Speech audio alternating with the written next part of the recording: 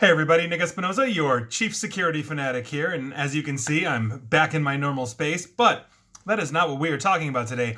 Today we're going to be talking about the United States government because they may show us what the new frontier in cyber diplomacy is, and I found this absolutely interesting. Now, this is coming from CSO Online. Now, on February 23rd, a couple of days ago of this year, a bipartisan group of leading Congress members introduced the Cyber Diplomacy Act of 2021. Now, Representatives Jim Langevin of Rhode Island, he's a Democrat, and Republican Michael McCaul of Texas are the top sponsors of this legislation. Now, the bill actually revives legislation introduced during the last two Congresses and establishes an Office of International Cyberspace Policy within the State Department. It also aims to promote American international leadership on cybersecurity, which is one of the primary goals of the Cyberspace Solarium Commission, which Representative Langevin co-chairs. I really hope I'm pronouncing that correctly. Now, the bill creates a Bureau of International Cyberspace Policy in the Undersecretary of Political Affairs offices, where it will guide policy across a diverse range of areas touched by cyberspace. Now, according to Rep. Langevin, that's the name I'm sticking with, talking to CSO, I quote, "I have full confidence that this organizational change is going to best position the United States to reclaim its role as a global leader inside the diplomacy realm, which is very particularly urgent given the ever-changing array of threats that we face. The bill basically positions the State Department to be much better equipped to advocate on the international stage for cyber diplomacy related issues." Now, here's the thing.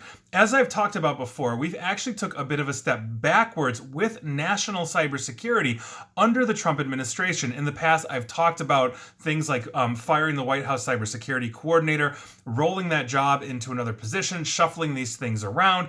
We basically, I think, took one step back. That is not me being political. I've said it a million times. That's just simply what it is, coming from the cybersecurity perspective. So this bill is basically picking up where this issue kind of left off in 2017, since we didn't see much action on this, as I've reported over the years. Now, Christopher Painter, who is actually the State Department's first ever coordinator for cybersecurity, and this is before the Trump administration, said, and I quote, "The diplomacy aspect of these issues is an important tool in our toolbox as we approach not only combating threats in cyberspace, but also as we try to shape a more positive environment." I do think this legislation does several things.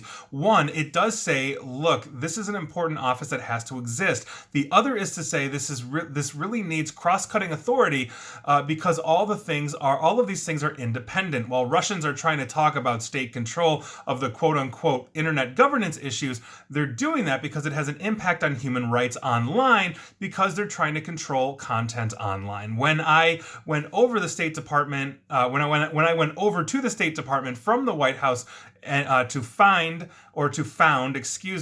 first cybersecurity office, one of the problems is that three different parts of the State Department would talk about the same event with different perspectives, and that didn't help us. I can absolutely imagine having three different perspectives from three different people, three different aspects, as you show the world, the stance of the United States government. That could be a little concerning, not to mention the fact these people may not necessarily be policy experts on cybersecurity, which is why we need qualified cybersecurity professionals. Now, according to Representative Langevin, again, I don't know how to pronounce that name, and I quote, "The sooner that the State Department can start taking a leadership role, the better. It's definitely a cleanup on aisle 9 on our international front. The Russians ate our lunch." And I believe he is talking to essentially the information campaigns or disinformation campaigns that the Russians have run, not to mention SolarWinds, not to mention everything else.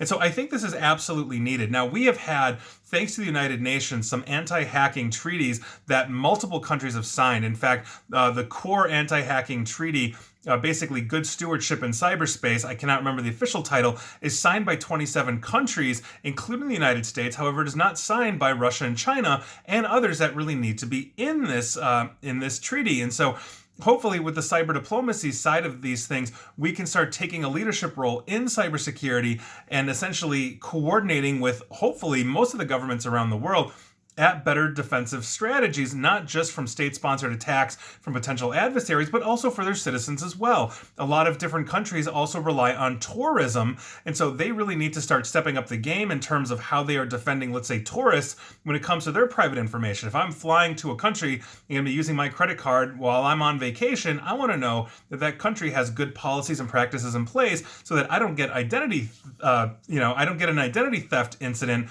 while I'm out of the country. So I think this is a very important topic. It's very interesting to see where this is going to go.